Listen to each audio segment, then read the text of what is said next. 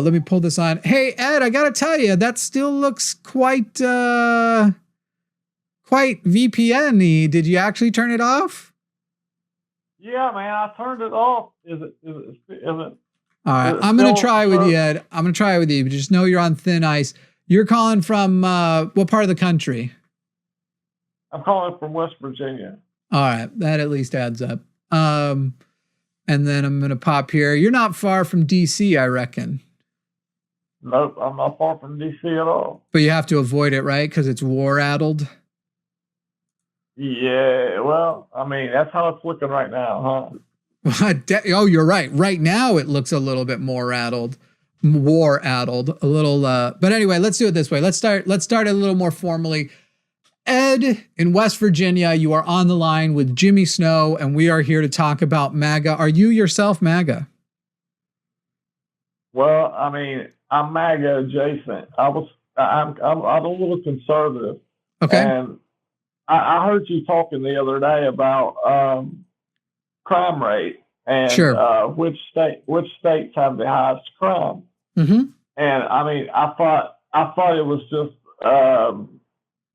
I mean, I wouldn't say it's disingenuous, but it was to me. It left out a lot of the bigger picture. I agree. I actually agree. If we get down to the myopic city, state, or even state level, we do get rid of I totally agree with you. You're not going to like my solutions, though. Okay, I'm open to hear it. Great. So what first do you contend with? Okay, I contend with the fact that the red states that do have the major crime all come from Democratic cities. And so you're saying at the state level, the governors are failing to address, but you would like to blame it on the cities who actually have they only have city level. So in other words, let's say Chicago has a problem with gun violence, but the guns themselves are coming from surrounding areas and even surrounding cities. The mayor of Chicago can't do what the governor of Illinois can do, since the governor actually can affect both the laws that affect the cities surrounding as well as the borders. But I'll go even a step further. The governor, while needs to be doing that, also can't do the shit that needs to be done by the president and by the Congress. That in fact, the mayor is the person that it makes the least sense to blame, because the mayor has the least amount of money and the least amount of power. The governor has more and deserves more blame because they have more money and more power, and statewide have the most power. But the people who deserve the most are the Congress and the president, which right now all red, but that doesn't put the blue off of the hook for other times. How's that for you? Well, I mean, yeah, it makes sense what you're saying. But it's like every single city that has the major crime is coming from, from a Democratic-led mayor. And why is that? It seems to be, really, it seems to be a poverty issue. It seems to be a cultural issue. What do you mean by cultural issue? You're quite right on poverty. And in fact, when it comes to crime has two main associates: poverty and proximity. If you put a lot of people in a small area, crime goes up. If you put poverty in a place, crime goes up. You do both, they go up exponentially, right? A lot of people and a lot of poverty in a small area. Now, what do you mean by cultural? What is the cultural thing that is happening that is leading to crime? By cultural, I would say that it is where redlining had taken effect for so many years. Now we have a culture of Black people who are disenfranchised, have been put into just a place where education isn't prevalent, where job opportunities aren't prevalent. So it's a cultural of the downtrodden, as I would say right now. And And so who's to blame for that? Jesus Christ. I mean, we would be He's in there. We would be going all the way back to, the 50s. Great. So, but who's today to blame? Who needs to make the changes? Where do we affect the systemic changes? Are you, because you said you're conservative adjacent, you're addressing a lot of the right points. You're saying it's poverty, it's things that go all the way back to slavery, but then also through redlining. It's the way this country has treated this group of people. Obviously, I hope you understand, it's not just Black people, that crime goes up across demographics, but where poverty is higher, it is higher. And also where places are policed more, the appearance of crime is higher. If you actually police other neighborhoods, especially poor neighborhoods of other demographics, you find that it equalizes out. And not to mention that rich people just don't have to worry about. You can buy your way out of even the crimes that you are committing. So that's where we are. So now you said you're conservative, you're addressing these problems, you're getting it right for the most part. Like where it's coming, where the poverty's origin is. Now, what's the solution? I actually think that there needs to be more policing in these neighborhoods. Is that your number one answer though, Ed? Ed, you're saying the poverty problem is not the problem of the people who the crime is happening because we know. No, Jimmy, go ahead. What would you do? You're saying more policing is a part of the answer. I'm saying absolutely not. That's crazy. And in fact, increased police presence often leads to more because it now is an incitement. It's now of a, hey, we're going to throw a bunch of soldiers in here, but we're not going to improve conditions in other ways. We're not going to work on the solution. We're just going to work more on making sure that more of you are going to prison to engage in slave labor, thereby building more resentment, by the way, toward the government, increasing crime. So what actual practical solution for addressing the needs these people have to get out of poverty are you going to go with? Not how are you going to punish the people that you're mad are committing crimes? Well, I mean, obviously, I'm a weird case because I am conservative, but also have a lot of social leanings that include, universal health care. Good. Common sense shit that would help, uplift the impoverished, and that I think that would change a lot. But like I said, at the same time, I think we have a fundamental disagreement on just how to combat what's going on today. Great. How would you combat it? And like I said, I think that there needs to be more police in these areas. I think that. But you just acknowledge that doesn't police. Okay. If you have an area that is having a bunch of cancer outbreak, let's move to health. Okay. You got an area and there's a lake and there's a bunch of chemicals being dumped into the lake. And as a result, a bunch of cancer is breaking out in that community. So you send more doctors to handle the cancer, right? So we've already done that. We've already sent that. And we're still seeing, there's still a lot of cancer here.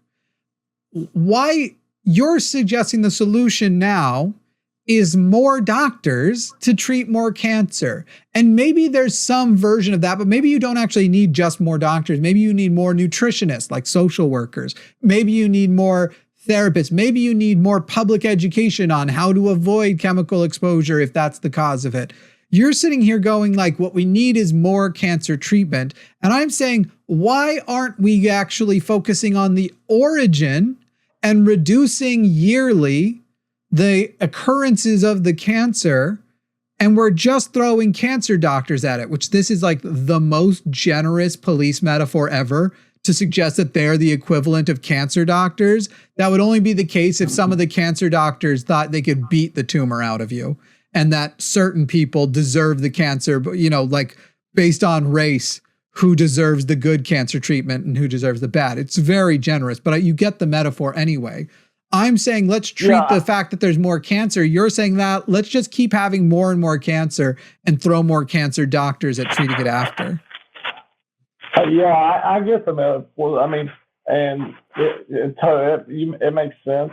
And I'm all for social investments, housing, jobs, education, addiction treatment.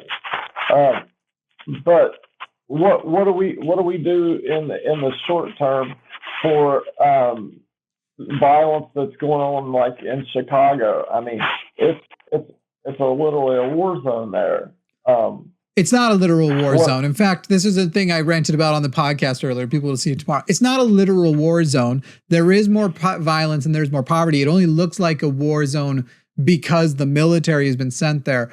But the right has completely bastardized this concept of, it's hard to take y'all literally and seriously when you say that. And Portland, like the blue-haired lesbians are really just out there like having war in Portland is the gayest, weirdest fucking place in the country. And now we're meant to believe it's also like a war zone, which today it was called a violence. What was it? Carolyn Levitt said war-riddled Portland. So Chicago and Portland, but y'all were talking about the war on Christmas back when Biden and Obama were on. Y'all's use of the word war is ridiculous. It just gets so silly. It's not Jimmy, come on. There's a war on Christmas. There's a war on there's a war on everything. Yes, right. and I'm saying it's a dumb phrase to use. It's being overused. There was a war on drugs. We lost it. Drugs won. Not only did it win, we were like, we're going to go fight a war on drugs, but pharmaceutical people are going to be able to give anybody they want drugs way worse than marijuana. But if you're black and you got an ounce on you, you're going to go do fucking slave labor. So now back to, what are your solutions? And you're asking me what the solutions would be, right? Right. I mean, I told you, man. I think that policing, but I also think that, like I said, social investments, like housing, jobs, education. I think there's we should have treatments for addiction centers. That type of shit. But in the meantime, while the war term is completely overused, I do think that it aptly fits what's going on in Chicago right now. I mean, that's the place is it's terrible right now. I mean, there was like an 11 point some increase in crime just in 2023. Yes, but these are numbers relative to the crime prior. You hear a jump like that, and then when you turn it into the actual numbers, they're much, much less impressive. When you're asking what the solutions would be, you're identifying some of them, and there's a lot more. It's going to be massive investments, changing the education structure, that it is not based upon property taxes, because then that obviously fucking sucks for people who don't pay property taxes, who are renters mostly and the like, and in places where the properties don't have high values for the long-term, because of the long-term effects of redlining and the way that redlining is still happening today. It would mean massive investments. It would mean massive extensions of small business loans that are federally backed.